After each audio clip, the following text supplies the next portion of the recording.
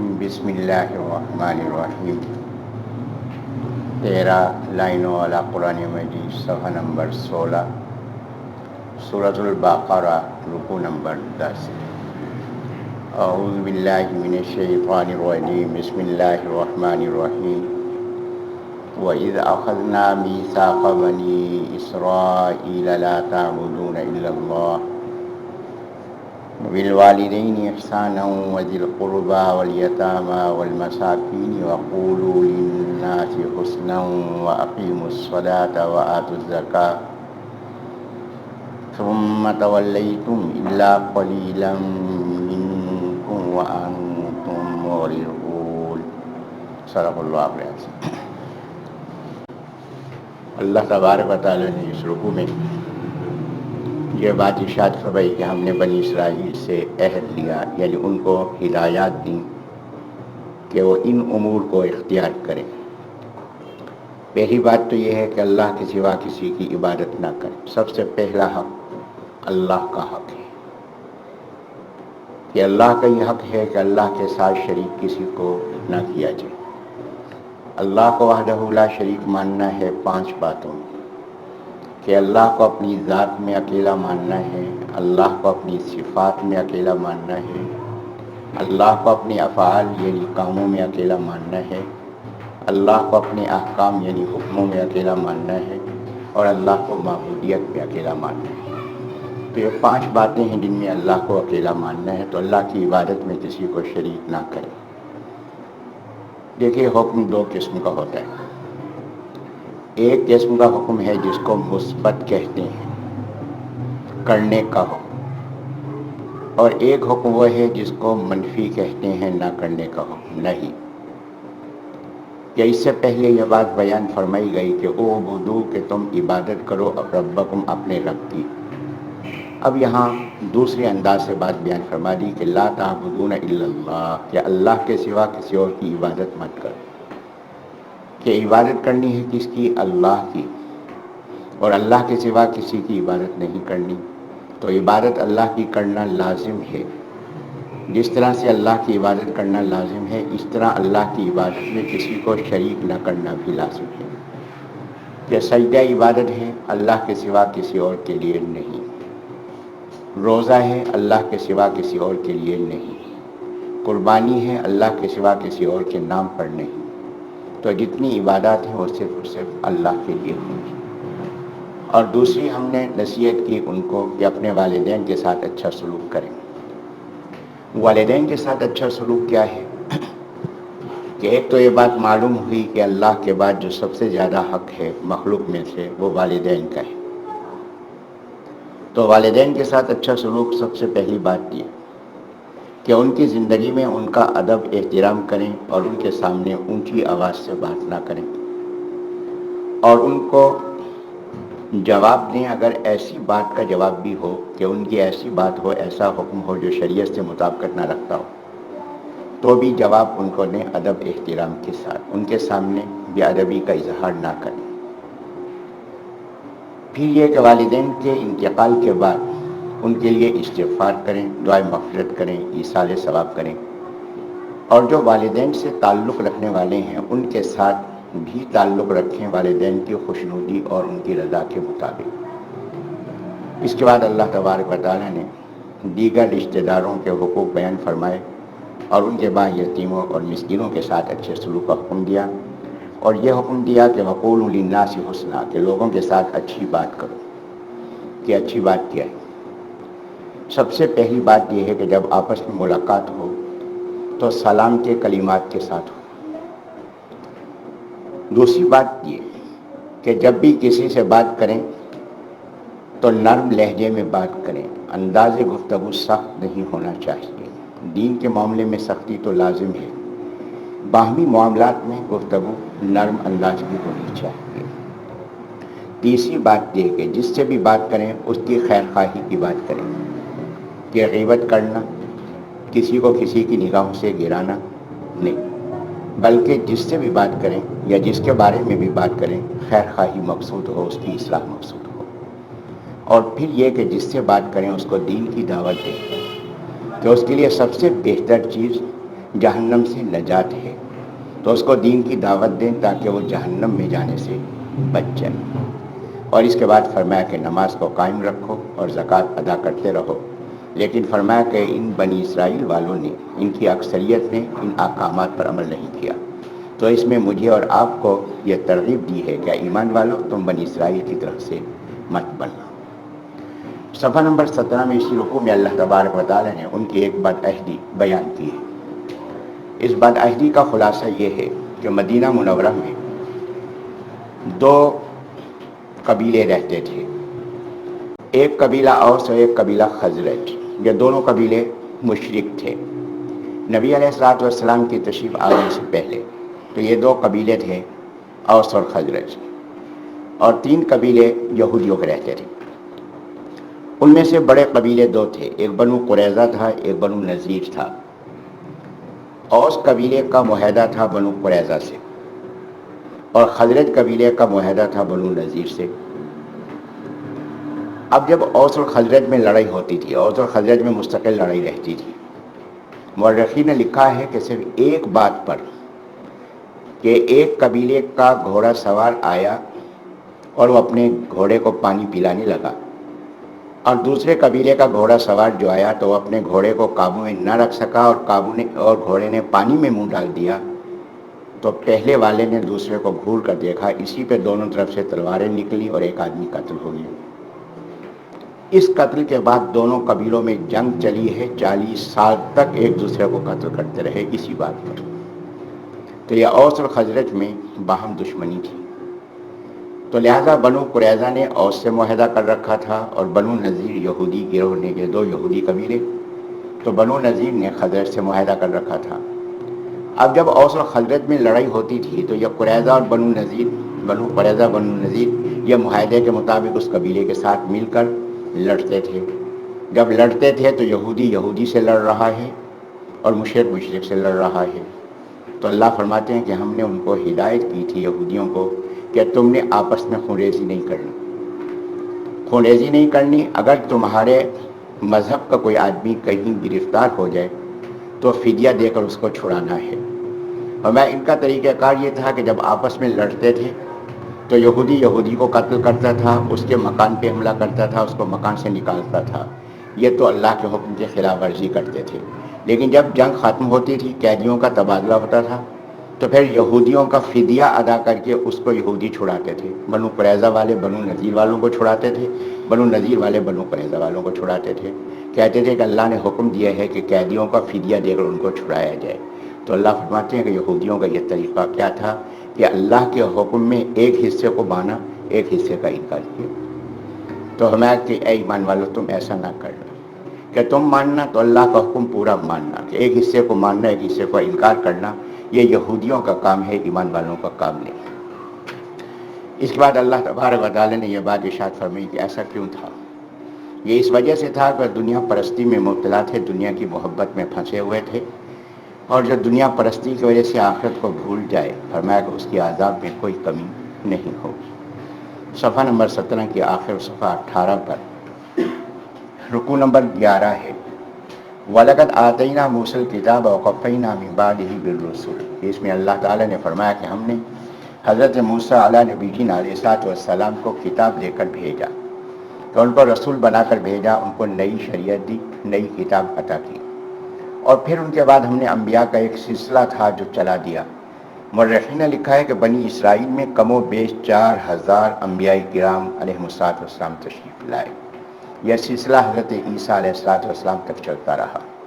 صفحہ نمبر 18 پہ اللہ تعالیٰ نے فرمایا کہ اتنی بڑی نعمت کی انہوں نے کیا قدر کی، یہ قدر کی کہ جو بات ان کے نفس کے مطابق ہوتی، خواہش کے مطابق ہوتی، نبی کی وہ بات قبول کرتے، اور جو بات ان کی خواہش کے خلاف ہوتی، نبی کی اس بات کو قبول کرنے سے انکار کر دیتے۔ یہاں تک کہ انہوں نے نہ صرف انبیاء علیہ السلام کو جھٹلایا، بلکہ اگر کسی نبی کی بات ان کے مزاج کے خلاف تھی تو انہوں نے نبی ہی کو شہید کر دیا۔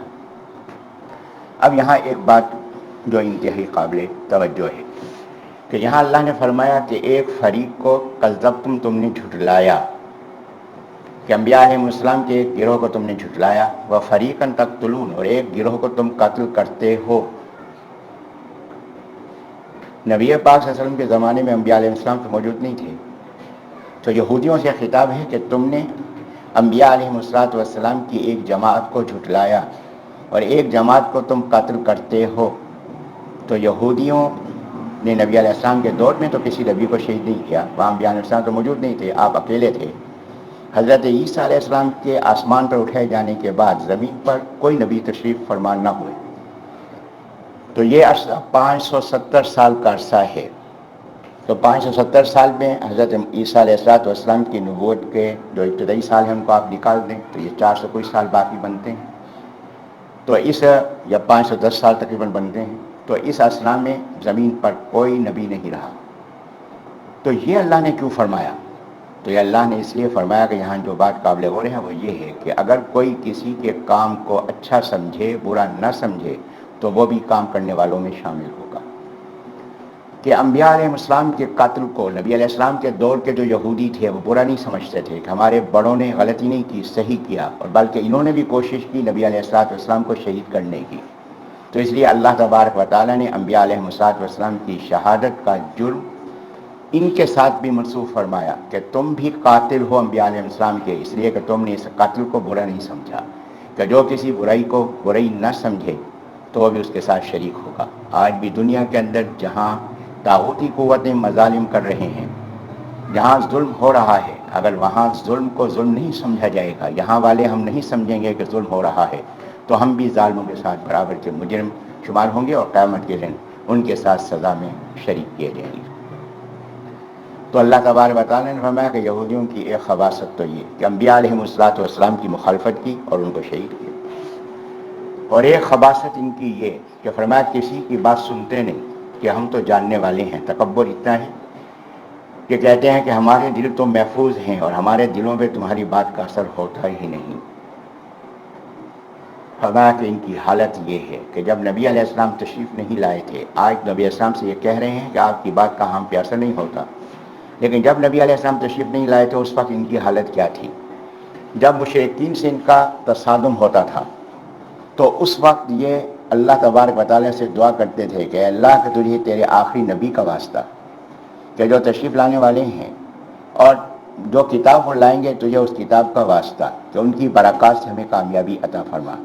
لیکن فرمایا کہ جس وقت یہ کتاب آ گئی، جس وقت نبی سے تشریف لائے، انہوں نے پہچاننے کے باوجود ماننے سے انکار کر دیا۔ فرمایا کہ ان کا انکار لا علمی کی وجہ سے نہیں، بلکہ ان کا انکار عناد اور تکبر اور حسد کی وجہ سے ہے۔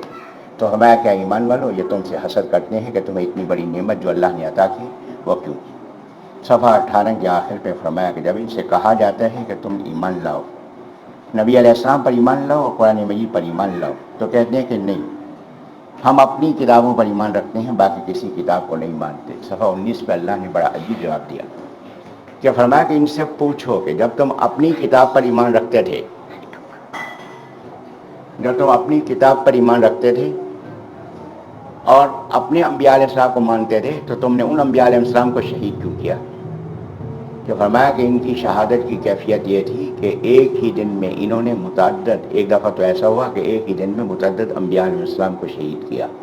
فرمایا کہ جب تم ان انبیاء علیہ السلام کو ماننے کا دعویٰ رکھتے ہو اور اس کتاب کو مانتے ہو، تو جو انبیاء علیہ السلام تمہیں اپنی کتاب کی دعوت دیتے تھے تم نے ان کو بھی شہید کر دیا۔ صفحہ 19 پہ اللہ تبارک و تعالیٰ نے ان کی خباثتیں بیان کی کہ تم تو وہ ہو کہ تم نے بچڑے کو اپنا معبود بنا لیا تھا، اور جب کتاب تم پر نازل کی گئی تورات تم نے ماننے سے انکار کر دیا تھا۔ فرمایا کہ ایسا کیوں ہے؟ ایسا یہ ہے کہ جب شرک اختیار کرو گے، یہ شرک تمہارے دلوں میں داخل ہوگا، جب دلوں میں داخل ہوگا تو ہدایت کی توفیق نصیب نہیں ہوگی۔ فرمایا کہ ان کی حالت یہ ہے کہ ان کا دعویٰ ہے کہ آخرت ہماری ہے، ہم ہی جنت میں داخل ہوں گے۔ کہا کہ جب جنت میں تم نے داخل ہونا ہے تو اللہ سے دعا کرو کہ اللہ موت دے دے تاکہ ہم جنت میں داخل ہو جائیں۔ فرمایا یہ دنیا کے اتنے حریص ہیں کہ یہ کبھی بھی موت نہیں مانگیں گے۔ اور پھر یہاں اللہ نے عجیب ضابطہ بیان فرمایا، فرمایا کہ زندگی عظیم نعمت ہے، کہ زندگی عظیم نعمت ہے، مگر کس کے لیے؟ زندگی عظیم نعمت ہے اس کے لیے جو اپنی آخرت بنا لے۔ اگر دنیا کی زندگی سے آخرت بنا لی تو اس نے عظیم نعمت سے فائدہ اٹھا لیا۔ کہ اگر اس نے دنیا کی زندگی سے اپنی آخرت بنا لی تو خوش نصیب ہے، زندگی اس کے لیے نعمت ہے.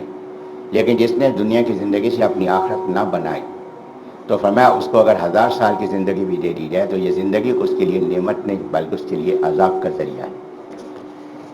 صفحہ نمبر 20 پہ رکوع نمبر 12 ہے. قل من کان عدوا لجبریل فإنه نزله على قلبك بإذن اللہ.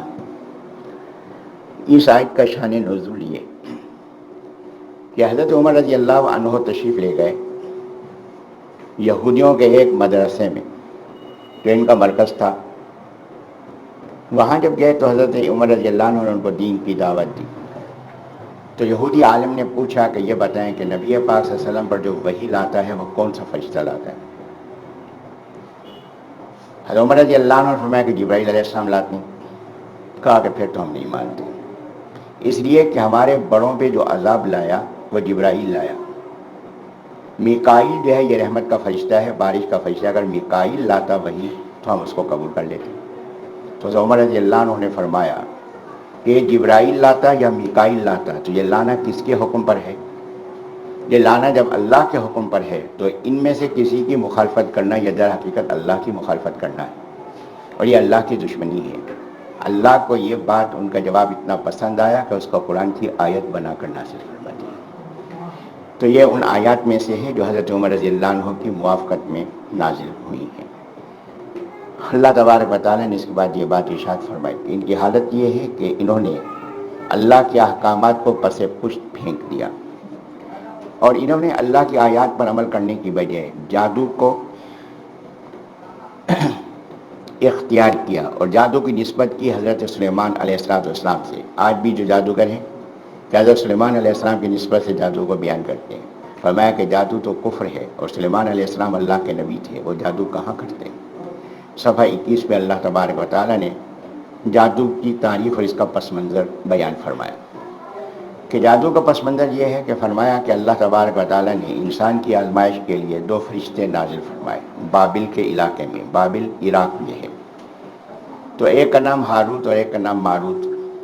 اب یہودیوں نے ان کے بارے میں بڑی بڑی کہانیاں بنا رکھی ہیں، جبکہ اللہ نے جو بات فرمائی وہ صحیح اتنی ہے کہ ہاروت اور ماروت یہ 2 فرشتے نازل ہوئے اور یہ بات کہتے تھے کہ جو ہم سکھلا رہے ہیں یہ جادو ہے، جو اللہ کے نبی بتلا رہے ہیں وہ اللہ کی طرف سے ہدایت ہے. تو ہم تمہاری آزمائش کے لیے آئے ہیں. لیکن لوگ ہیں کہ ان سے جادو سیکھتے اور یہ جادو سیکھتے کس مقصد کے لیے؟ تاکہ میاں بیوی کے درمیان جدائی ڈالیں. تو میاں بیوی کے درمیان جدائی 2 فردوں کے درمیان جدائی نہیں بلکہ یہ 2 خاندانوں میں دشمنی ہے اور دین کا بگاڑ ہے کہ جب 2 خاندانوں میں یہ جھگڑا چلے گا نتیجہ یہ ہوگا، کیا ہوگا کہ دین سے دونوں خاندان جائیں گے اور اسی الجھن کے اندر مبتلا رہیں گے. تو اگر میاں بیوی میں ذہنی ہم آہنگی ہو دین کی بنیاد پر تو یہ اللہ کی بہت بڑی رحمت ہے. اور نبی علیہ السلام نے جو فرمایا کیا نکاح کہ نکاح جو ہے یہ میری سنت ہے، نبی علیہ السلام جو فرمایا تو اس میں جو ایک بات قابل غور ہے وہ یہ بھی ہے کہ نکاح اس مقصد کے لیے ہو جس مقصد کے لیے میں نے کیا ہے. اور نبی علیہ السلام کے نکاح کا مقصد دین کی دعوت ہے اور دین کی اشاعت ہے. تو اگر یہ میاں بیوی کا تعلق دین کے لیے ہو تو یہ رحمت ہے اور اگر ان کے درمیان اختلاف پیدا ہو جائے تو یہ 2 فرد کا اختلاف نہیں، یہ نسلوں کی تباہی کا ذریعہ ہے. تو اس لیے فرمایا کہ یہ لوگ جادو کے ذریعے سے میاں بیوی کے درمیان اختلاف پیدا کرتے تھے اور نیز یہ کہ وہ کام کرتے تھے جو آخرت کے لحاظ سے تباہی و بربادی کے کام تھے. تو فرمایا کہ اگر ایمان لے آئیں اور تقوی اختیار کر لیں تو پھر اللہ کے ہاں اجر پانے والے بن جائیں گے. صفحہ نمبر 21 پر یہ رکوع نمبر 13. یا ایھا الذین آمنوا لا تقولوا راعینا. یہ قرآن مجید میں پہلا خطاب ہے اہل ایمان سے. اس سے پہلے خطاب یا ایھا الناس اعبدوا کہ اے لوگو، یا بنی اسرائیل اے اسرائیل کے بیٹو. اب یہ پہلا خطاب ہے یا ایھا الذین آمنوا اے ایمان والو. قرآن مجید میں 88 مقامات پر ایمان والوں سے براہ راست اللہ نے خطاب فرمایا. حضرت عبداللہ بن مسعود رضی اللہ عنہ کی روایت ہے کہ جس کا مفہوم یہ ہے کہ اللہ تبارک و تعالیٰ نے کہ پہلی امتوں سے براہ راست خطاب نہیں فرمایا، جس امت سے بھی خطاب فرمایا اس امت کے نبی علیہ السلام کے ذریعے سے خطاب فرمایا کہ اے نبی کیا آپ اپنی امت سے یہ بات کہہ دیں۔ لیکن قرآن مجید میں اللہ تبارک و تعالیٰ نے ہمیں یہ اعزاز بخشا کہ 88 مقام پر براہ راست ہم سے خطاب فرمایا۔ اور ابن مسعود نے روایت کے حوالے سے یہ بات گزارش کر رہا تھا تو اس روایت کا مفہوم یہ ہے کہ جس جگہ یا ایھا الذین آمنو آ جائے تو ایمان والوں کو چاہیے پوری طرح متوجہ ہو جائیں کہ اللہ براہ راست مجھ سے بات کر رہے ہیں۔ تو یہ پہلا خطاب ہے یا ایھا الذین آمنو۔ اس کے اندر اللہ تبارک و تعالیٰ نے جو سب سے پہلی بات، پہلا خطاب ایمان والوں سے فرمایا، سب سے پہلی بات جو سکھلائی ہے وہ نبی علیہ السلام کا ادب اور احترام۔ فرمایا کہ اگر بے خیالی میں بھی نبی علیہ السلام کی بے ادبی ہو گئی تو ایمان باقی نہیں رہے گا۔ کہ ایسی بات نبی علیہ السلام کے بارے میں کہ جس پہ نبی علیہ السلام کے حاسد اور دشمن خوش ہوں، فرمایا کہ اس سے ایمان باقی نہیں رہے گا۔ اور یہاں جو بات سکھلائی گئی ہے اس سے اور بہت سی باتیں معلوم ہو رہی ہیں، تو یہ مختصر میں گزارش کر دوں۔ یہ تھا کہ نبی علیہ السلام جب کوئی بات فرماتے تھے، جو حاضرین مجلس تھے ان میں یہودی بھی آ کر بیٹھتے تھے منافقین کی شکل میں، تو آ کے بیٹھتے تو بات اگر نبی علیہ السلام کی سمجھ میں نہ آتی تو عرب کے رواج کے مطابق کہتے کہ راعینا۔ راعینا کی معنی عربی میں یہ ہے کہ آپ ہماری رعایت فرمائیں، مہربانی فرما کے یہ بات دوبارہ فرما دیں۔ لیکن اس کو یہ یہودی اس انداز سے کہتے تھے کہ راعینا بڑے لہجے کے ساتھ، جس کے معنی ہوتے تھے کہ ہماری چرواہے، عربی کے لحاظ سے، اور ان کی اپنی زبان کے لحاظ سے اس کے معنی ہوتے تھے کہ اے نعوذ باللہ من ذالک، ذہنی لحاظ سے فارغ۔ تو اس انداز سے وہ کہتے تھے اور ایک دوسرے کو آنکھ کا اشارہ کرتے کہ دیکھو ہم کیسے بھری مجلس کے اندر توہین کر رہے ہیں۔ اب جب ایمان والے نبی علیہ السلام کی بات نہ سمجھ سکتے تو اس لہجے میں تو نہیں کہتے تھے، وہ جیسے صحیح عربی ہوتی تھی راعینا اس انداز سے کہتے تھے۔ جب اس انداز سے کہتے تھے یہودی ایک دوسرے کو اشارے کرتے آنکھ سے کہ دیکھو کہ ہماری بات ان کی زبان پہ بھی چڑھ گئی، تو یہ مفہوم بول لیتے تھے۔ حالانکہ ایمان والے اس مفہوم میں نہیں کہتے تھے، ان کے تو وہم گمان میں بھی نہیں تھی۔ تو اللہ تبارک و تعالیٰ نے ایمان والوں کو یہ بات فرما دی کہ جو تم راعینا کا لفظ استعمال کرتے ہو تو اس سے یہودی فائدہ اٹھاتے ہیں، تو ایمان والوں کو وہ لفظ بھی استعمال نہیں کرنا چاہیے جو غیر مسلموں کو فائدہ پہنچائے۔ تو اس لیے فرمایا تم راعینا کی بجائے انظرنا کہا کرو، کہ اس کے معنی وہی ہیں لیکن اس کو بگاڑا نہیں جا سکتا۔ لیکن فرمایا کہ تمہیں یہ کہنے کی ضرورت ہی کیوں پڑے کہ مجلس میں جب تم بیٹھے ہو پہلے ہی توجہ کے ساتھ بیٹھو کہ بات پوری سن لو، کہ دوبارہ پوچھنے کی ضرورت ہی تمہیں نہ پڑے۔ اور یہاں یہ ضابطہ بیان فرما دیا کہ جو نبی اسلام کی بے ادبی کرے وہ کافر ہے اور اس کے لیے دردناک عذاب ہے۔ فرمایا کہ یہ کافر جو مشرکین ہیں یہ چاہتے ہیں کہ تمہیں اللہ نے جو اتنی بڑی نعمت عطا فرمائی ہے یہ کیوں عطا فرمائی، اور اس پہ یہ حسد کرتے ہیں، لہٰذا ان کے حسد سے اپنے آپ کو بچاؤ اور اس نعمت کی قدر کرو۔ صفحہ نمبر 22 پہ اللہ تبارک و تعالیٰ نے مخالفین کا ایک اعتراض نقل فرمایا ہے۔ مخالفین کا اعتراض یہ ہے کہ اللہ تعالیٰ ایک حکم دیتے ہیں پھر اس کو تبدیل کرتے ہیں۔ تو اللہ ایک حکم دیتے ہیں پھر اس کو تبدیل کرتے ہیں، اس کے معنی ہے کہ اللہ کو غلطی لگتی ہے۔ تو یہودیوں کا اعتراض یہ تھا کہ اللہ ایک حکم دیتے ہیں اور پھر تبدیل کرتے ہیں، جس کے معنی ہے کہ اللہ کو مغالطہ ہوا، وہ حکم غلط دیا، تو یہ علم کے ناقص ہونے کی دلیل ہے۔ تو اس کا جواب اللہ نے فرمایا کہ جس کا مفہوم یہ ہے کہ اللہ تبارک و تعالیٰ جو حکم تبدیل کرتے ہیں وہ اپنی علمی نقص کی وجہ سے، اپنے علمی نقص سے نہیں کرتے بلکہ حالات کی تبدیلی کی وجہ سے کرتے ہیں۔ میں اس کو ایک مثال سے بات واضح کرتا ہوں۔ ایک معالج نے دوا دی کہ یہ دوا آپ 7 دن استعمال فرمائیں۔ 7 دن کے بعد اس نے دوا تبدیل کی، تو کیا ڈاکٹر کے یا معالج کے یا حکیم کے علم میں کمی تھی کہ اس نے دوا تبدیل کی؟ نہیں، مریض کی حالت کی تبدیلی کی وجہ سے دوا تبدیل ہوئی ہے۔ تو اسی طرح اللہ تبارک و تعالیٰ جو حکم دیتے ہیں اور اس میں تبدیلی فرماتے ہیں وہ حالات کی تبدیلی کی وجہ سے اللہ حکم دیتے ہیں۔ یہ علم کے کمال کی علامت ہے، نہ کہ علم کے نقص کی دلیل ہے۔ تو یہاں اللہ تعالیٰ نے فرمایا کہ اللہ تبارک و تعالیٰ جب کوئی حکم منسوخ فرماتے ہیں تو اس سے بہتر حکم دیتے ہیں یا اس کے برابر مطابق حکم جو ہے وہ ادا فرماتے ہیں۔ پھر یہ ہے کہ اللہ تبارک و تعالیٰ کی قدرت کا اظہار ہے کہ جب چاہے جو حکم دینا چاہے کوئی اللہ تبارک و تعالیٰ سے پوچھ نہیں سکتا۔ پھر اللہ تبارک و تعالیٰ نے اس امت کو ایک تعلیم دی ہے کہ موسیٰ علیہ السلام کی قوم سوالات کرنے والی تھی، تم سوالات کرنے سے اجتناب کرو اور تعمیل کرنے والے بنو۔ دیکھیے کہ حضرات صحابہ کرام رضی اللہ عنہم نے نبی علیہ السلام سے سوالات نہیں فرمائے۔ میں ایک مثال عرض کرتا ہوں۔ نبی علیہ السلام نے فرمایا کہ جب میں معراج کے لیے گیا تو میں حضرت موسیٰ نبی جینا علیہ السلام کی قبر سے گزرا۔ میں نے دیکھا کہ حضرت موسیٰ علیہ السلام وہو قائم یصلی فی قبری، اپنی قبر میں کھڑے ہو کر نماز پڑھ رہے تھے۔ کسی صحابی رضی اللہ عنہ نے پوچھا کہ حضرت آپ تو اوپر فضا میں جا رہے تھے، موسیٰ علیہ السلام تو زمین کے نیچے تھے، تو آپ نے ان کو کیسے دیکھ لیا؟ کسی صحابی رضی اللہ عنہ نے سوال نہیں کیا کہ حضرت موسیٰ نبی جینا علیہ السلام لمبے قد کے تھے، قبر میں تو بیٹھنا مشکل ہے، کھڑا ہونا تو اور مشکل ہے، تو موسیٰ علیہ السلام کیسے کھڑے ہوئے تھے قبر کے اندر؟ کسی صحابی نے سوال نہیں کیا کہ حضرت جب آپ اس وقت گزر رہے تھے یہ کون سے وقت کی نماز تھی جو موسیٰ علیہ السلام پڑھ رہے تھے؟ تو کسی صحابی رضی اللہ عنہ نے کوئی سوال نہیں کیا، حضرت نے جو فرما دیا بس اس کو قبول کیا۔ یہ جتنے سوالات ہیں آج ہمارے مفکرین نے پیدا کیے ہیں، اور یہ سوالات مفکرین نے جو پیدا کیے ہیں تو یہ اتباع ہے کس کی؟ اتباع ہے یہودیوں کی۔ تو اللہ نے پہلے ہی منع فرما دیا کہ اے ایمان والو، تو موسیٰ علیہ السلام کی قوم کی طرح سوالات کرنے والے مت بننا، نبی علیہ السلام کے حکم کی تعمیل کرنے والے بننا۔ اور پھر اللہ تبارک و تعالیٰ نے یہاں یہ بات ارشاد فرمائی کہ نماز کو قائم رکھو، زکوٰۃ ادا کرو اور اللہ کے حکم کا انتظار کرو کہ جب اللہ کا حکم ہو تو اس کے مطابق جہاد کے لیے اپنے آپ کو پیش کرو۔ صفحہ 22 کے آخر صفحہ 23 پہ اللہ تعالیٰ نے فرمایا کہ یہودیوں اور عیسائیوں کا دعویٰ ہے کہ جنت میں صرف ہم داخل ہوں گے۔ یہودی کہتے ہیں کہ جنت ہماری ہے، عیسائی کہتے ہیں جنت ہماری ہے۔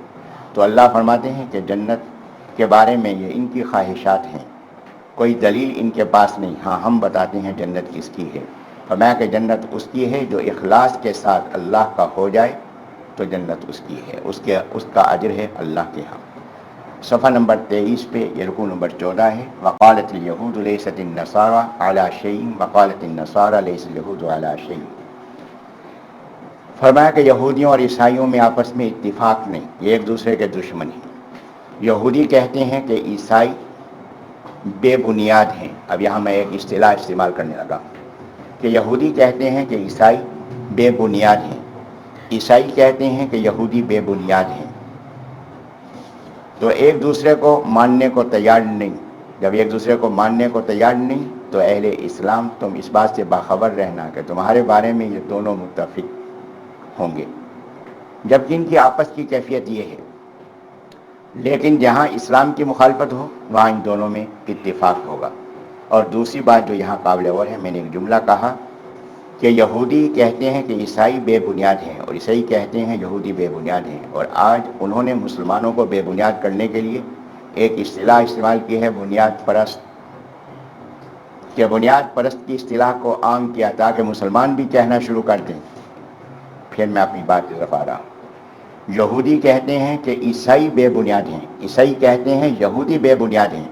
یہودیوں اور عیسائیوں کی سازش یہ ہے کہ ان کو اس طریقے سے مسلمانوں کو بنیاد پرست کہا جائے کہ مسلمان خود کہہ دے کہ میں بے بنیاد ہوں، کہ مسلمان یہ کہہ دے کہ میں بنیاد پرست نہیں۔ فرمایا کہ بنیاد پرست ہونا تو یہ عیب کی بات نہیں، یہ تو خوبی کی بات ہے۔ جس کی بنیاد ہو، جس مکان کی بنیاد ہو، وہ مکان تو مضبوط ہوگا، مستحکم ہوگا۔ ہماری تو بنیاد ہے، ہماری بنیاد قرآن ہے، ہماری بنیاد نبی پاک صلی اللہ علیہ وسلم کی نبوت ہے، ہماری بنیاد حضرات صحابہ کرام رضی اللہ عنہم ہیں، لہذا ہم بے بنیاد نہیں ہیں۔ تو بے بنیاد یہودی ہیں، بے بنیاد عیسائی ہیں، اس لحاظ سے بے بنیاد ہیں کہ اپنی بنیاد کو چھوڑ چکے ہیں، اور ہم اپنی بنیاد پر قائم ہیں۔ تو اس لیے بنیاد پر ہونا یہ عیب کی بات نہیں، یہ خوبی کی بات ہے۔ لیکن فرمایا کہ اہل باطل اس انداز سے پروپیگنڈا کریں گے تو اللہ نے یہ ساری باتیں، معلوم ہوتا ہے کہ قرآن مجید دور حاضر کے مطابق نازل ہوا ہے، کیونکہ قرآن مجید قیامت تک کے لیے ہے، ہر دور کے لحاظ سے پورا آئینہ قرآن مجید میں نظر آ رہا ہے۔ تو فرمایا کہ یہ یہودی اور عیسائی ایک دوسرے کو بے بنیاد کہتے ہیں، اور اس کے اندر اشارہ ہے کہ اہل ایمان والو تم اپنے آپ کو بے بنیاد نہ سمجھنا۔ اس بعد اللہ تبارک و تعالیٰ نے مساجد کا ادب اور احترام بیان فرمایا کہ مساجد مراکز ہیں، فرمایا کہ ان مساجد کو ویران مت کرو۔ مساجد کو آباد کرو، اور آباد کرنا یہ ہے کہ مساجد کو پاکیزہ رکھو، جہاں ظاہری نجاست سے پاک رکھو وہاں باطنی نجاست سے یعنی عقیدے کی خرابی سے بھی مساجد کو پاک رکھو، اور مساجد کے جو مقاصد ہیں وہ مقاصد پورے ہونے چاہیے، اور مساجد کو جھگڑے کے مقامات مت بناؤ۔ صفحہ نمبر 23 کے آخر میں اور 24 کے شروع میں اللہ نے فرمایا کہ مشرق و مغرب جتنی اطراف ہیں سب اللہ کی ہیں، جو اللہ نے تمہارے لیے قبلے کا تعین فرمایا یہ تمہاری سہولت کے لیے فرمایا ہے۔ صفحہ نمبر 24 پہ اللہ تبارک و تعالیٰ نے نبی علیہ الصلوۃ والسلام سے بات ارشاد فرمائی، یا نبی علیہ الصلوۃ والسلام آپ اپنا کام فرماتے رہیں، ماننے والوں کو جنت کی خوشخبری سنا دیں اور نہ ماننے والوں کو عذاب سے ڈرا دیں، اور یہ اگر نہ مانیں گے تو ان کے بارے میں آپ سے کوئی سوال نہیں ہوگا۔ پھر اللہ تبارک و تعالیٰ نے یہودیوں اور عیسائیوں کا حسد بیان کیا، فرمایا کہ یہودی اور یہ عیسائی تم سے مطمئن نہیں ہو سکتے جب تک کہ تم ان کا مذہب اختیار نہ کر لو۔ ان کی جتنی بھی تم اتباع کرو گے، ان کا ساتھ دو گے، یہ تمہیں اپنا نہیں سمجھیں گے جب تک کہ تم یہودی اور عیسائی نہ ہو جاؤ۔ دیکھیے دور حاضر کے اندر 1924 میں مصطفیٰ کمال اتا ترک نے یورپ کو خوش کرنے کے لیے ترکی میں خلافت کا خاتمہ کر دیا۔ ترکی میں خلافت کا خاتمہ ہوا اور اس کے بعد یہ حکم جاری کر دیا کہ عربی لباس پہننے کی اجازت نہیں، عربی اذان نہیں، عربی قرآن نہیں، کہ سب کچھ ڈھالنا ہے یورپ کے مطابق۔ پوری معاشرت یورپ کے مطابق ڈھالی، پورا نظام یورپ کے مطابق کیا، کیوں کہ یورپی یونین کا ممبر بننا ہے۔ یہ کب کی بات ہے؟ 1924 کی، اور اس وقت کیا ہے؟ 2014۔ 90 سال کا عرصہ گزر گیا، آج تک ترکی کو یورپ والوں نے یورپی یونین کا رکن نہیں بنایا۔ کیوں؟ اس لیے کہ یہ کہلاتے تو مسلمان ہیں، نام کے لحاظ سے تو مسلمان ہیں، اگرچہ کام کے لحاظ سے مسلمان نہیں رہے، بے دین ہو گئے اور بے دینی میں بھی بہت آگے بڑھ گئے، لیکن نام کے حساب سے تو مسلمان ہیں۔ تو یہاں اللہ نے فرمایا کہ یہودی اور عیسائی کبھی تم سے مطمئن نہیں ہوں گے جب تک کہ تم یہودی اور عیسائی ہونے کا اعلان نہیں کرو گے، یہ تمہارا ساتھ کبھی بھی نہیں دیں گے۔ آج بھی الحمدللہ ترکیوں کو اس غلطی کا احساس ہوا، اور الحمدللہ بڑی تیزی کے ساتھ وہ اپنے دین کی طرف پلٹ کے آ رہے ہیں۔ تو اللہ تبارک و تعالیٰ نے اس بات کی پہلے ہی خبر فرما دی، اور اس کے بعد صفحہ نمبر 25 پہ اللہ تعالیٰ نے فرمایا کہ ہم نے جن کو اپنی کتاب عطا کی ہے اور اس کتاب کے مطابق وہ عمل کرتے ہیں اور اس کتاب کو مانتے ہیں تو حقیقت ایمان والے وہی ہیں، اور جو ہماری کتاب کا انکار کرنے والے ہیں وہ ہمارا کیا بگاڑیں گے، اپنا ہی نقصان کرنے والے ہیں۔ صفحہ نمبر 25 پہ یہ رکوع نمبر 15 ہے، یا بنی اسرائیل اذکروا نعمتی التی انعمت علیکم وانی فضلتکم علی العالمین۔ یہ آخری خطاب ہے جو اللہ نے بنی اسرائیل کہہ کر فرمایا ہے، کہ میں نے کل کے درس میں یہ بات درج کی تھی کہ اللہ کا ضابطہ ہے کہ اللہ تبارک و تعالیٰ 3 دفعہ تک متوجہ فرماتے ہیں۔ تو یہ بنی اسرائیل سے آخری خطاب ہے، اس کے بعد اللہ نے پورے قرآن مجید میں ان یہودیوں کو بنی اسرائیل کہہ کر خطاب نہیں فرمایا۔ تو یہاں اللہ تعالیٰ نے پھر تیسری بار ان کو یاد دہانی فرمائی ہے کہ اللہ کی نعمتوں کو یاد کرو، اور اللہ نے جو فضیلت عطا کی ہے تمہیں، اس فضیلت کو برقرار رکھنا چاہتے ہو تو نبی پاک صلی اللہ علیہ وسلم سے وابستگی اختیار کرو۔ پھر اللہ تبارک و تعالیٰ نے متوجہ کیا ہے ان کو بھی اور ہمیں بھی کہ قیامت کے دن یہ چھڑانے کے جو ذرائع دنیا کے اندر کام آتے ہیں ان میں سے کوئی کام بھی چھڑانے کا آخرت میں کام نہیں آئے گا۔ اور پھر یہ کہ حضرت ابراہیم علیہ السلام کا ذکر فرمایا۔ مشرکین مکہ تھے، یہودی ہیں، عیسائی ہیں، یہ سب کے سب یہ دعویٰ کرتے ہیں کہ ہم ابراہیم علیہ السلام سے نسبت رکھتے ہیں۔ تو اللہ تبارک و تعالیٰ نے ابراہیم علیہ السلام کا ذکر فرمایا کہ ابراہیم علیہ السلام کون تھے، کیا تھے، اور جو ان کی اولاد ہونے کا، ان سے نسبت رکھنے کا دعویٰ کرنے والے ہیں ان کو اپنے کردار میں، اپنی سیرت میں کیا تبدیلی کرنی چاہیے۔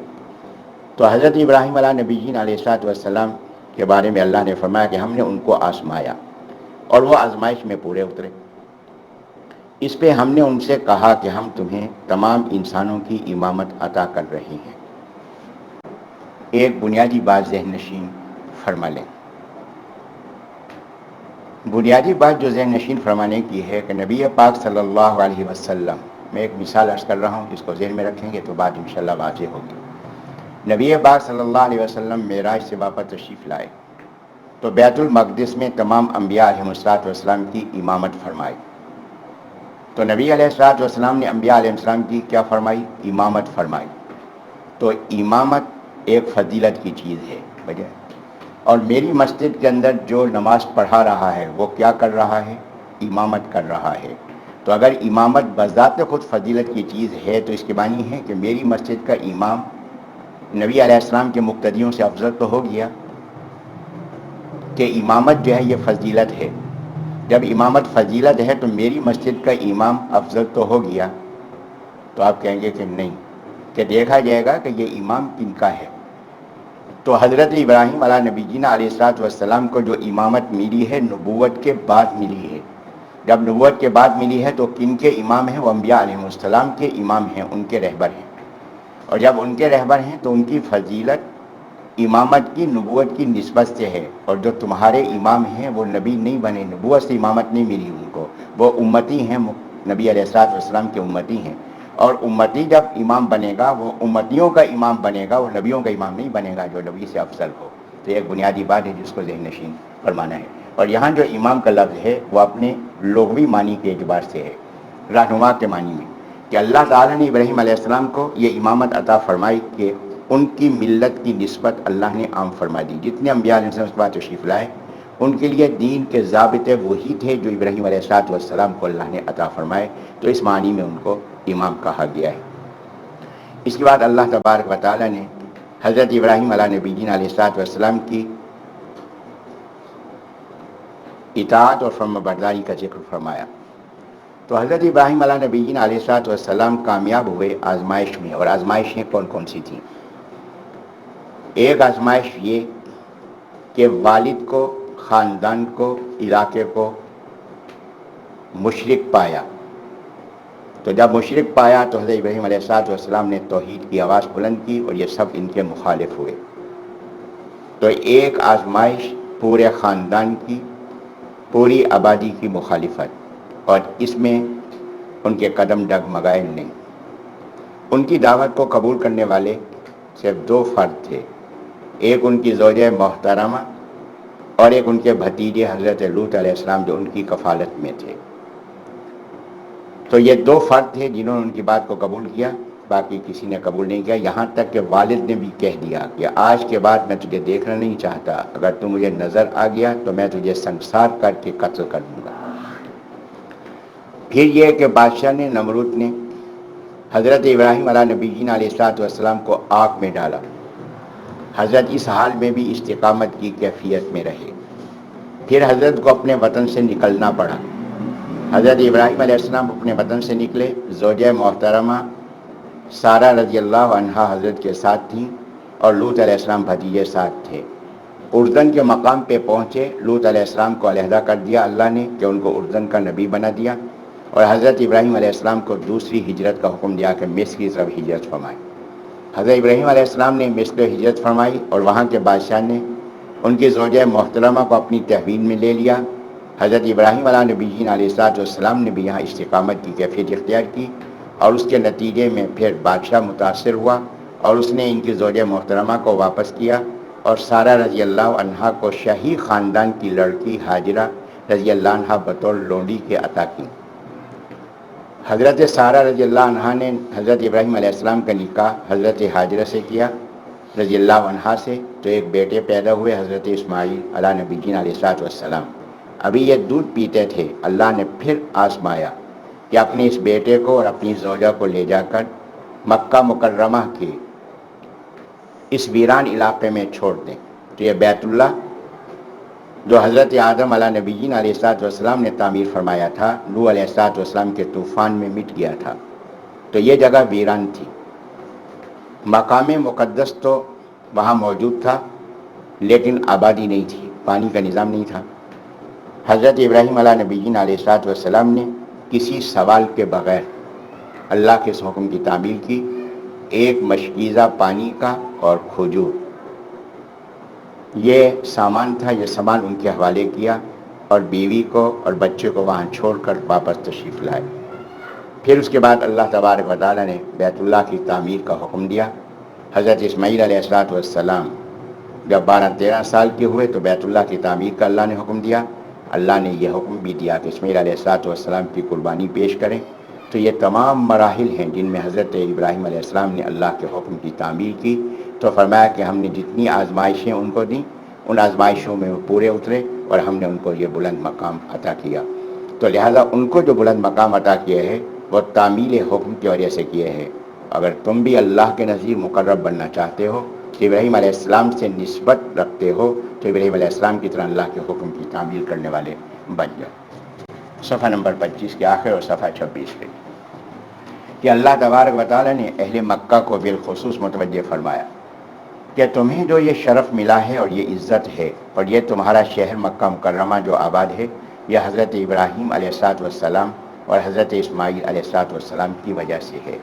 اور پھر یہ کہ حضرت ابراہیم علیہ السلام کی دعا تھی کہ اے اللہ جو آخری نبی ہیں وہ ہماری اولاد سے تو پیدا فرما. تو نبی پاک صلی اللہ علیہ وسلم ان کی دعا کے نتیجے میں پیدا ہوئے. تو تمہیں چاہیے کہ ابراہیم السلام سے نسبت کا دعویٰ رکھتے ہو تو پھر نبی علیہ السلام جو ابراہیم السلام کی اولاد میں اور ان کی دعا کا نتیجہ ہیں ان پر ایمان لانے والے بن جاؤ. یہ دعویٰ یہودیوں کے لیے بھی عیسائیوں کے لیے بھی اور یہ دعوت مشرکین مکہ کے لیے بھی. صفحہ نمبر 26 کے آخر 27 پر یہ رکوع نمبر 16 ہے. وَمَن يَرْغَبُ عَن مِّلَّةِ إِبْرَاهِيمَ إِلَّا مَن سَفِهَ نَفْسَهُ. فرمایا کہ حضرت ابراہیم علیہ السلام کے طریقے کو چھوڑنا انتہائی حماقت اور نادانی کی بات ہے. پھر یہاں صفحہ 26 کے آخر صفحہ 27 پہ اللہ نے حضرت ابراہیم علیہ السلام اور حضرت یعقوب علیہ السلام کہ جن کا لقب اسرائیل ہے ان دونوں کا ذکر فرمایا کہ انہوں نے اپنی وفات سے پہلے اپنی اولاد کو نصیحت کی. کس کی نصیحت کی؟ توحید کی اور فرما برداری کی نصیحت کی. تو فرمایا کہ اس سے ایک بات تو یہ معلوم ہوئی کہ اپنی اولاد کے بارے میں بھی فکر مند ہونا چاہیے. کیا؟ کہ میں تو دنیا سے جا رہا ہوں تو لہذا میرا بیٹا کارخانے دار ہونا چاہیے, صاحب تجارت ہونا چاہیے, مکان اس کا اپنا ہونا چاہیے. کہ یہ فکر نہیں.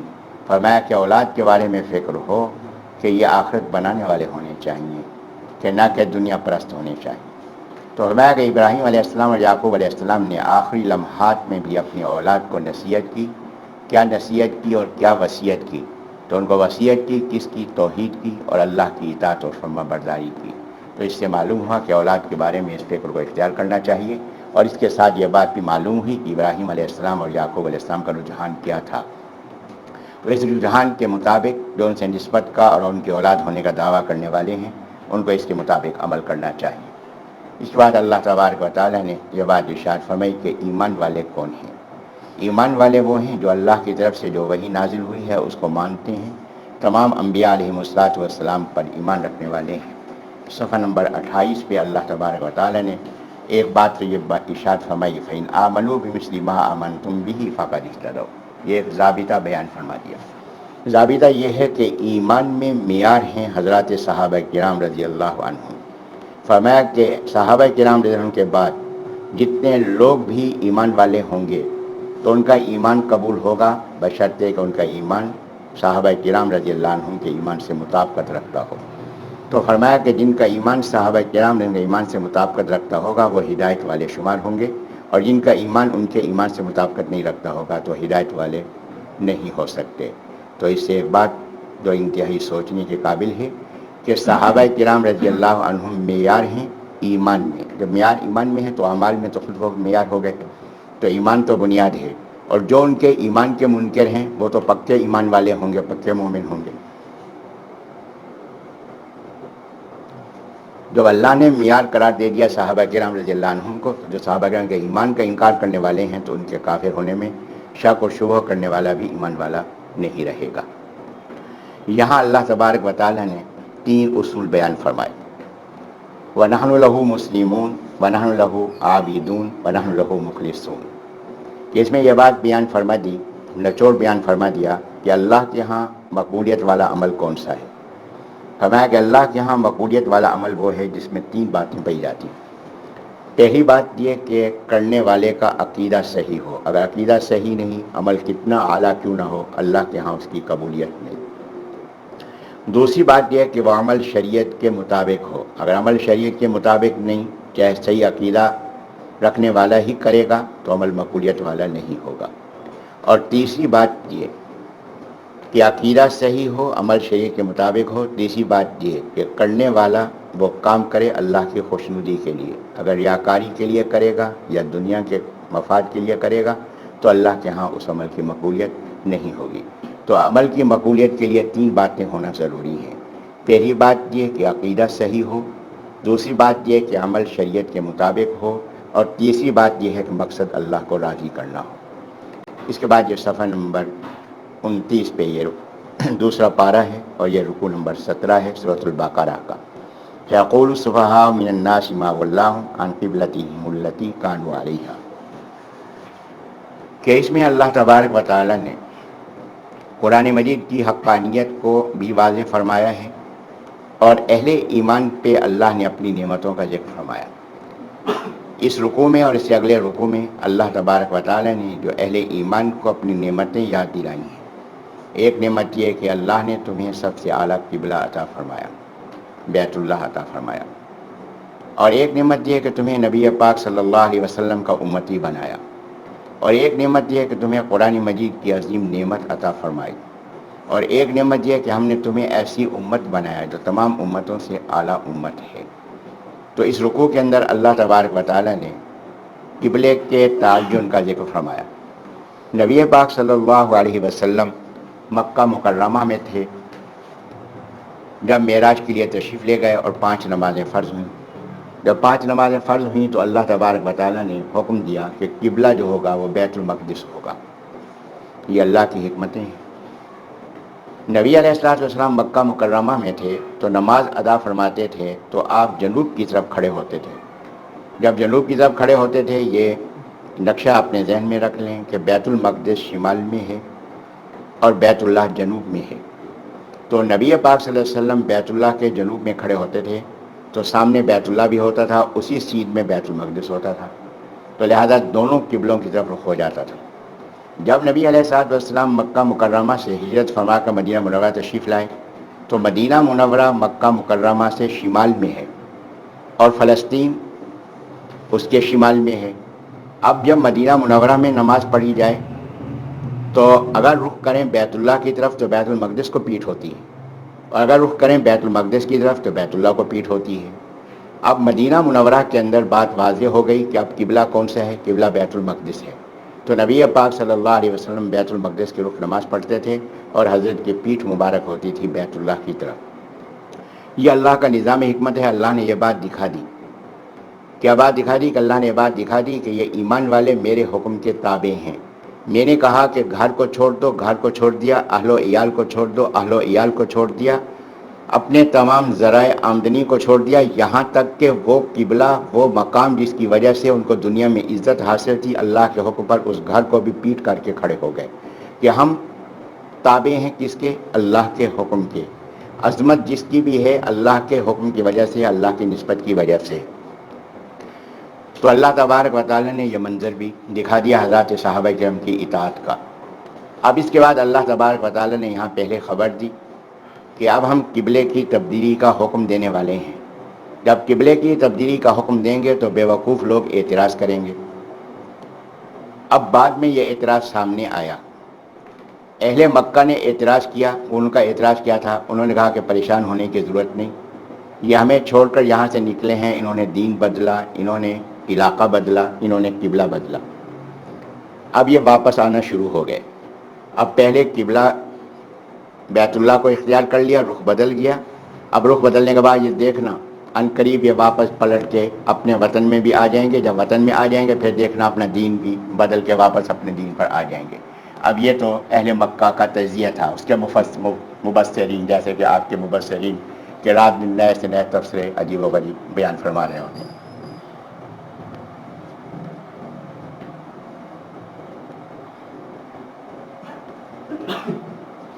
تو ایسے ایسے تبصرے کہ جن کا وجود ہی نہیں ہوتا اور اس کے بارے میں آ رہے ہوتے، وہ اہل مکہ کے ان مبصرین نے بھی یہ تبصرہ کیا کہ اب واپسی کا عمل شروع ہو گیا۔ جو یہودی تھے انہوں نے سوال کیا، انہوں نے کہا کہ یہ بتائیں کہ بیت المقدس افضل ہے یا بیت اللہ افضل ہے؟ اگر بیت المقدس افضل ہے تو اب بیت المقدس کو چھوڑ کے بیت اللہ کو قبلہ کیوں اختیار کیا جا رہا ہے؟ اور اگر بیت اللہ افضل ہے تو پھر بیت اللہ کو چھوڑ کر بیت المقدس کو قبلہ کیوں بنایا گیا تھا؟ اب یہ انہوں نے سوال چھوڑا۔ اب ان کی بات، مبصرین کی بات تو غیر علمی بات تھی، اور یہودیوں کی بات تو علمی بات تھی کہ اگر بیت اللہ افضل ہے تو پہلے بیت اللہ کو کیوں چھوڑا گیا، اگر بیت المقدس افضل ہے تو اب بیت المقدس کو کیوں چھوڑا گیا. تو لہذا دونوں فیصلوں میں کوئی فیصلہ تو غلط ہے، یہ بات انہوں نے کہی. اللہ نے اس کا جواب دیا کہ ان قریب، ان کے اعتراض سے پہلے اللہ نے فرمایا کہ ان قریب بیوقوف لوگ یہ اعتراض کریں گے. تو اللہ نے پہلے خبر دی تو اعتراض بعد میں ہوا. تو یہ دلیل کس بات کی کہ یہ کلام اللہ کا کلام ہے. اب یہودیوں کو چاہیے تھا کہ وہ مخالفت کرتے کہ یہ اللہ کا کلام ثابت نہ ہو، وہ یہ اعتراض ہی نہ کرتے تو بھی مرتے. اعتراض کرتے ہیں تو بھی حقانیت واضح ہو گئی. تو دونوں باتیں ان کے خلاف جا رہی ہیں. تو اللہ نے یہاں جواب دیا کہ مشرق اور مغرب یہ سب اطراف اللہ کے ہیں، اللہ مالک ہے، اور یہ اللہ کے حکم کی تعمیل کرنے والے ہیں. اللہ نے فرما دیا کہ بیت اللہ کا رخ اختیار کر لو، بیت اللہ کا رخ اختیار کر لیا. اللہ نے فرمایا بیت المقدس کا رخ اختیار کر لو، بیت المقدس کا رخ اختیار کر لیا. ہدایت اللہ کے حکم کی تعمیل ہے. قبلے کی فضیلت و افضلیت کی بات تو بات کی ہے. تو اصل میں انہوں نے اللہ کے حکم کو افضل جانا، جو اللہ نے حکم دیا انہوں نے اس کے مطابق تعمیل کی. یہاں سے ایک اصول معلوم ہوا کہ اللہ کے حکم کا تجزیہ نہیں کہ بات میری سمجھ میں آئے تو میں حکم کی تعمیل کروں گا، نہیں، کہ اللہ کا حکم اس کی تعمیل غیر مشروط ہے. بس اتنی نسبت کافی ہے کہ یہ اللہ کا حکم ہے. ایک بات یہ معلوم ہوئی. دوسری بات یہ کہ اللہ تبارک و تعالیٰ نے یہاں فرمایا کہ ان حضرات صحابہ کرام رضی اللہ عنہ نے رخ بدلا کیوں؟ نبی پاک صلی اللہ علیہ وسلم کے فرمانے کی وجہ سے. ہم نے جو قبلہ تبدیل کیا اس لیے تبدیل کیا، بیت المقدس کو قبلہ بنایا، اس لیے قبلہ بنایا تاکہ ہم اس بات کو ظاہر کر دیں کہ کون ہیں جو نبی علیہ السلام کی اتباع کرتے ہیں اور کون ہیں نبی علیہ السلام کی اتباع سے انحراف کرتے ہیں.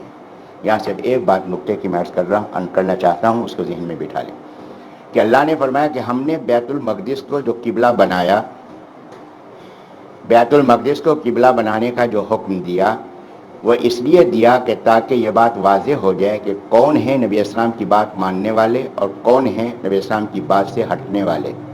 پورے قرآن مجید میں الحمد للہ والناس تک آپ دکھائیں کہیں اللہ نے حکم دیا ہو کہ بیت المقدس کو قبلہ بناؤ.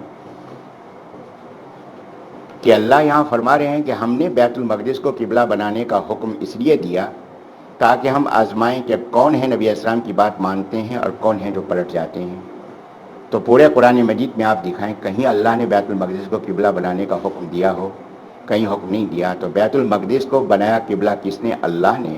اور صحابہ کرام رضی اللہ عنہم نے یہ حکم سنا کس کی زبان مبارک سے؟ نبی علیہ السلام کی زبان مبارک سے. اس سے معلوم ہوا کہ نبی علیہ السلام کا جو حکم ہے وہ کس کا حکم ہوگا؟ وہ اللہ کا حکم ہوگا. اور یہ منکرین حدیث جو کہتے ہیں کہ اسلام کی بات قبول نہیں، صرف قرآن قبول ہے، تو ان سے یہ سوال ہے کہ پورے قرآن میں دکھائیں کہ بیت المقدس کو قبلہ بنانے کا حکم کہاں پر ہے. تو نبی علیہ الصلوۃ والسلام نے حکم دیا اور صحابہ کرام نے اس کو اللہ کا حکم سمجھ ہی کر مانا. تو معلوم ہوا کہ نبی علیہ السلام کی بات اللہ ہی کی بات ہے اور ان کی بات کا انکار یہ اللہ کی بات کا انکار ہوگا. یہاں یہودیوں نے ایک شوشہ چھوڑا کہ انہوں نے شوشہ یہ چھوڑا، اور یہ بات میں عرض کر دوں کہ نبی علیہ الصلوۃ والسلام کی ہجرت کے بعد کتنے عرصے بعد یہ قبلے کی تبدیلی ہوئی.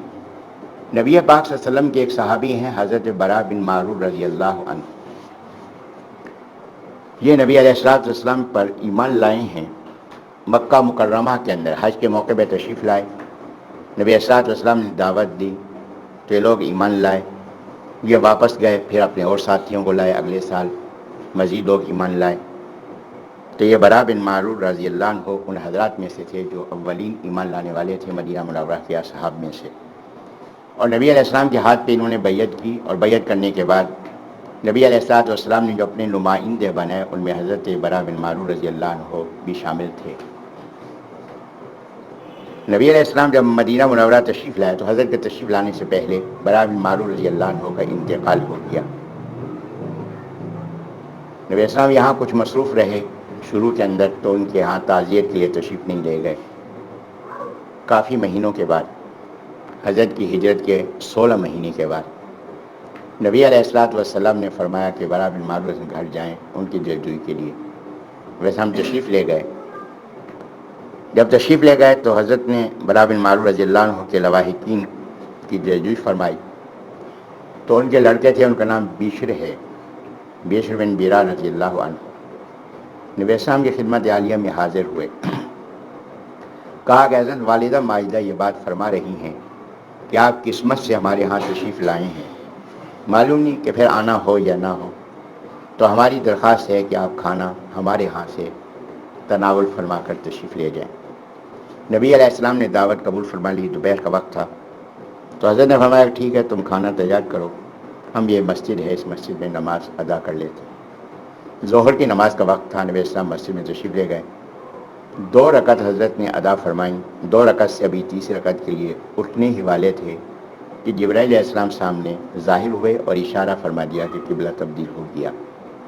نبی علیہ السلام نے نماز ہی کی حالت میں رخ بدلا ہے اور حضرات صحابہ کرام نے بھی رخ بدلا ہے. تو یہ سب پیچھے حضرت کے ہو گئے اور نبی علیہ السلام آگے تشریف لے گئے. تو یہاں پہ 2 رکعت پڑھی گئی ہیں بیت المقدس کے رخ اور 2 رکعت پڑھی گئی بیت اللہ کے رخ. اس لیے اس مسجد کو ذو قبلتین کہتے ہیں. آج بھی یہ مسجد موجود ہے. تو نبی علیہ السلام نے جب یہ ظہر کی نماز یہاں پڑھی تو مدینہ منورہ میں نماز ظہر پڑھی گئی کس رخ پہ؟ بیت المقدس کے رخ پہ. تو حضرت جب یہاں سے وہاں تشریف لے گئے تو عصری کی نماز جو حضرت نے مدینہ منورہ میں پڑھائی تو وہ بیت المقدس کی بجائے بیت اللہ کے رخ میں ادا کی. اگر یہ بات ذہن میں آ گئی تو میں منکرین حدیث کے ایک سوال کا جواب عرض کرنے لگا. منکرین حدیث کہتے ہیں کہ ہم کیا کریں، حدیث میں ٹکراؤ پایا جاتا ہے. ایک حدیث ہے کہ نبی علیہ السلام نے ظہر کی نماز میں رخ بدلا. ایک حدیث ہے کہ نبی علیہ السلام نے عصر کی نماز بیت اللہ کے رخ پڑھی. اب ہم ظہر والی مانیں یا عصر والی مانیں، یہ ٹکراؤ واقعہ میں نہیں، ٹکراؤ تمہارے دماغ میں ہے. نبی علیہ السلام ظہر کے وقت میں مسجد نبوی میں تھے ہی نہیں، مسجد ذو قبلتین میں تھے. وہاں ظہر میں حکم نازل ہوا تو آپ نے اس کے مطابق نماز پڑھی. مسجد نبوی میں ظہر کی نماز بیت المقدس کے رخ ہی پڑھی گئی، جس کو حضرت نائب بنا کر گئے ہوں گے، اس نے نماز پڑھی بیت المقدس کے رخ. جب حضرت وہاں سے واپس تشریف لائے تو عصری کی نماز حضرت نے وہاں پڑھائی تو حضرت نے وہ نماز بیت اللہ کے رخ نماز پڑھائی. اس کے بعد پھر جیسے جیسے اطلاع ہوتی گئی ہر جگہ پہ نماز جو ہے وہ بیت اللہ کے رخ ہوتی رہی. اور بعض مقامات پر اگلے دن فجر کی نماز بیت اللہ کے رخ ہوئی ہے، اس سے پہلے جو نمازیں تھیں انہوں نے بھی بیت المقدس کے رخ ادا کی. یہاں 2 باتیں اور قابل توجہ. حضرت بشر رضی اللہ عنہ کا ذکر آ گیا تو ان کے حوالے سے ایک بات بھی عرض کر دوں. یہ حضرت بشر رضی اللہ عنہ حدیبیہ میں، حضرت بشر رضی اللہ عنہ غزوہ خیبر میں 7 ہجری میں حضرت کی شہادت ہوئی. نبی علیہ السلام کے ساتھ یہ معاملت فرماتے رہے، جہادوں میں شریک رہے. غزوہ خیبر سے نبی علیہ السلام واپس تشریف لا رہے تھے تو ایک یہودی عورت نے کہا کہ حضرت میری دعوت قبول کر لی. نبی علیہ السلام نے دعوت قبول کر لی تو اس نے نبی علیہ السلام کی پسند کے مطابق بکری کی جو دستی ہے وہ بھون کے حضرت کے آگے رکھی. حضرت بشر رضی اللہ عنہ نبی علیہ السلام کے بالکل سامنے موجود تھے. جیسے ہی یہ بھنا ہوا گوشت حضرت کے سامنے رکھا گیا تو نبی علیہ السلام نے فرمایا کہ سب ساتھیوں کو کہہ دو کہ وہ شریک ہو جائیں. ابھی حضرات صاحب ہم ادھر ادھر تھے، مصروف تھے تو فارغ ہو کے آ رہے تھے. تو نبی علیہ السلام نے گوشت کا ٹکڑا لیا اور اپنی زبان مبارک پہ رکھا، منہ مبارک میں رکھا. حضرت بشر رضی اللہ عنہ حضرت کے سامنے تشریف فرما تھے تو حضرت نے بھی، حضرت بشر رضی اللہ عنہ نے بھی نبی السلام کی اتباع میں گوشت کا ٹکڑا توڑا اور اپنے منہ میں رکھا. جیسے نبی السلام نے اپنے منہ میں رکھا فوراً حضرت نے فرمایا زہر زہر زہر کہہ کے حضرت نے اس کو تھوک دیا، باہر نکال دیا. حضرت بشر رضی اللہ عنہ نے اس کو نہیں تھوکا، وہ اس کو نگل گئے. اس اسنا میں نبی علیہ السلام نے فرمایا کہ یہودی عورت کو بلاؤ جس نے دعوت کی ہے. یہودی عورت کو بلایا گیا، کہا کہ یہ زہر ہے. اس نے کہا کہ جی ہاں، میں نے یہ آزمانے کے لیے کیا تھا کہ اگر آپ اللہ کے نبی ہوں گے تو آپ کو معلوم ہو جائے گا، اور اگر آپ اللہ کے نبی نہیں ہیں تو پھر آپ سے ہماری جان چھوٹ جائے گی. تو میں نے یہ دانستہ کیا. بہرحال مجھے یقین ہو گیا کہ آپ اللہ کے نبی ہیں تو میں ایمان لاتی. نبی علیہ السلام نے اس کو معاف فرما دیا. تھوڑی دیر کے بعد حضرت بشر رضی اللہ عنہ کی طبیعت بگڑنے لگی، جسم سیاہ ہو گیا، حالت غیر ہو گئی. نبی علیہ السلام نے فرمایا کہ بشر، کہ جب میں نے کہہ دیا تھا کہ یہ زہر ہے تو تو نے اس کو اگلنے کی بجائے نگل کیوں لیا؟ تو انہوں نے فرمایا کہ حضرت میں دیہاتی آدمی ہوں، آپ نے زہر بعد میں فرمایا، اس کا زہر ہونا مجھے منہ میں رکھتے ہی پہلے معلوم ہو گیا، لیکن میں نے آپ کے سامنے تھوکنا خلاف ادب سمجھا۔ تھوڑی دیر کے بعد ان کی شہادت ہو گئی۔ یہ ہے نبی پاک صلی اللہ علیہ وسلم کا ادب احترام کہ اس کو تھوکا نہیں، شہادت قبول کی لیکن تھوکنا گوارا نہیں کیا۔ پھر نبی علیہ الصلوۃ والسلام نے اس یہودی عورت کو قصاص میں قتل کرایا کہ ایمان تو تمہارا قبول ہے لیکن جان ایک گئی ہے، جان کے بدلے میں تو قصاص ہے۔ تو وہ عورت جو ہے ایمان لائی، اس کے بعد اس کو قتل کیا گیا۔ یہ بات ایک درمیان میں ان کا ذکر آیا تو میں نے کہا کہ یہ بات بھی عرض کر دوں۔ یہاں جو بات میں عرض کرنا چاہ رہا ہوں، یہاں اللہ تعالیٰ نے ایک اعتراض کا جواب دیا۔ یہودیوں نے یہ شوشہ چھوڑا کہ ٹھیک ہے بیت المقدس کی بجائے بیت اللہ قبلہ ہو گیا، لیکن جو لوگ بیت المقدس کے رخ نماز پڑھتے ہوئے دنیا سے چلے گئے، جیسے بیرا بن معرور رضی اللہ عنہ، ان کی نمازوں کا کیا بنے گا؟ اب یہ فکر مندی کی بات تھی کہ اب بیت اللہ جو ہے قبلہ بنا ہے، تو بیت المقدس کے رخ جن لوگوں نے نمازیں پڑھی ان کا کیا ہوگا؟ جو اب زندہ ہیں وہ تو بیت المقدس کی بجائے بیت اللہ کے رخ نمازیں پڑھیں گے، ان کی تلافی تو ہو گئی، اور جن کا انتقال ہو گیا بیت المقدس رخ نماز پڑھتے ہوئے بیت اللہ رخ نماز پڑھنے کا موقع نہیں ملا، ان کی نمازوں کا کیا ہوگا؟ یہ بات ذہن نشین فرما لیں۔ اللہ تبارک و تعالی نبی علیہ السلام پر اعتراض بھی برداشت نہیں کرتا، صحابہ کرام رضی اللہ عنہم پر اعتراض بھی برداشت نہیں کرتا۔ جہاں بھی اعتراض ہوا ہے نبی علیہ السلام پر، اللہ نے اپنا کلام نازل کیا، جہاں اعتراض ہوا صحابہ کرام رضی اللہ عنہم پر، اللہ نے اپنا کلام نازل فرمایا۔ یہاں اللہ نے یہ بات ارشاد فرما دی، وَمَا كَانَ اللَّهُ لِيُضِيعَ إِيمَانَكُمْ إِنَّ اللَّهَ بِالنَّاسِ لَرَءُوفٌ رَحِيمٌ، کہ اللہ تو بہت شفقت والا، اللہ تو بہت رحمت والا ہے۔ جب اللہ بہت شفقت اور رحمت والا ہے تو اللہ ان لوگوں کے اعمال کو ضائع کیسے کرے گا جنہوں نے ایمان کی وجہ سے اللہ کے حکم کی تعمیل کی؟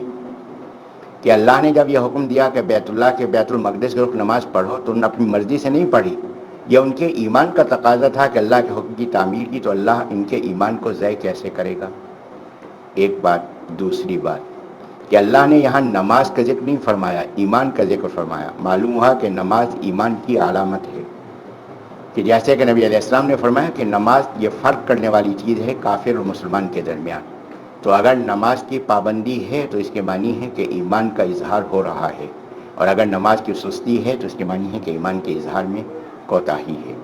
اس کے بعد صفحہ نمبر 30 پہ اللہ تبارک و تعالیٰ نے اس رکوع میں اس بات کی، اور اس سے اگلے رکوع میں، رکوع نمبر 18 میں اس بات کی وضاحت فرما دی کہ ہم نے یہ رخ تبدیل کیوں کیا، اور اب کے بعد یہ رخ جو ہے کب تک ہوگا؟ تو فرمایا یہ رخ قیامت تک ہوگا، جس جگہ بھی ہوں تو رخ جو ہے وہ بیت اللہ کی مسجد حرام کی طرف آپ کریں گے۔ اور صفحہ 31 پہ اللہ تعالیٰ نے وجہ بیان فرمائی کہ نبی پاک صلی اللہ علیہ وسلم افضل الانبیاء ہیں، اور یہ امت تمام امتوں سے افضل ہے، اس لیے ان کے لیے قبلہ بھی تمام سے افضل مقرر کیا گیا، اور وہ بیت اللہ ہے۔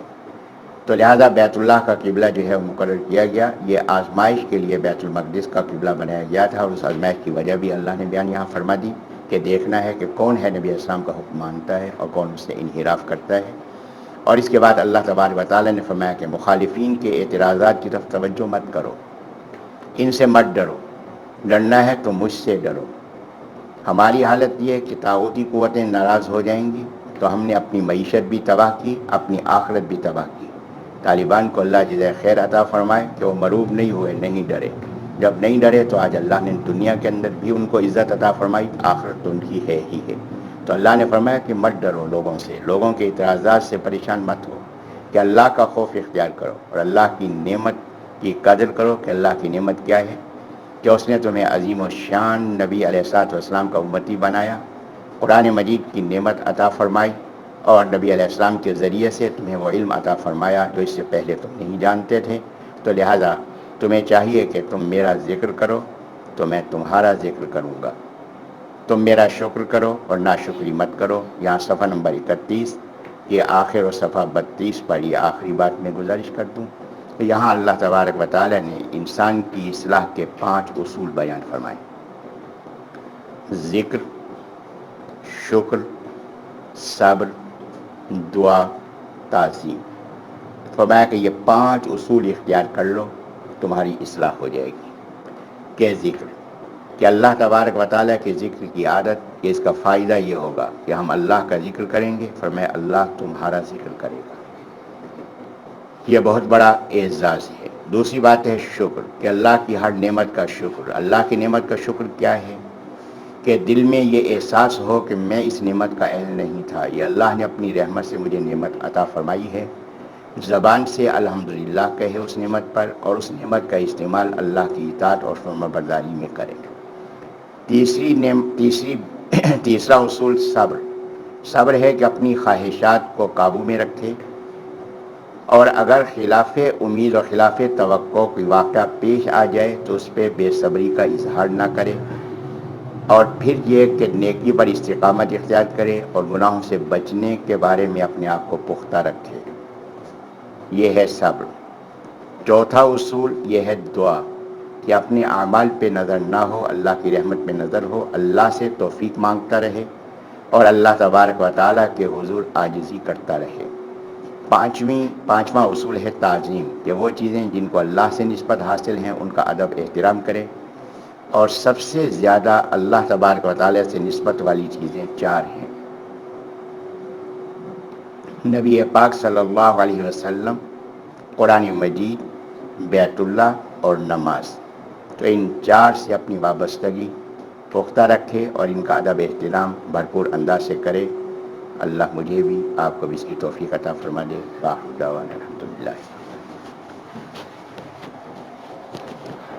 الحمدللہ رب العالمین الرحمن الرحیم مالک یوم الدین. اللہم صلی وسلم وبارک علی سیدنا مولانا محمد وبارک وسلم. اللہم ربنا ظلمنا انفسنا وإن لم تغفر لنا وترحمنا لنکونن من الخاسرین. یا حی یا قیوم برحمتک نستغیث. اللہم أيد امیر المؤمنین والمجاہدین. اللہم ربنا تقبلنا كما تقبلت اصحاب النبی صلی اللہ علیہ وسلم. اللہم انا نسألک من خیر ما سألک منہ نبیک محمد صلی اللہ علیہ وسلم، ونعوذ بک من شر ما استعاذ منہ نبیک محمد صلی اللہ علیہ وسلم. انت المستعان وعلیک البلاغ ولا حول ولا قوة الا باللہ العلی العظیم. صلی اللہ تعالی علی خیر خلقہ محمد وعلی آلہ واصحابہ اجمعین برحمتک یا ارحم الراحمین.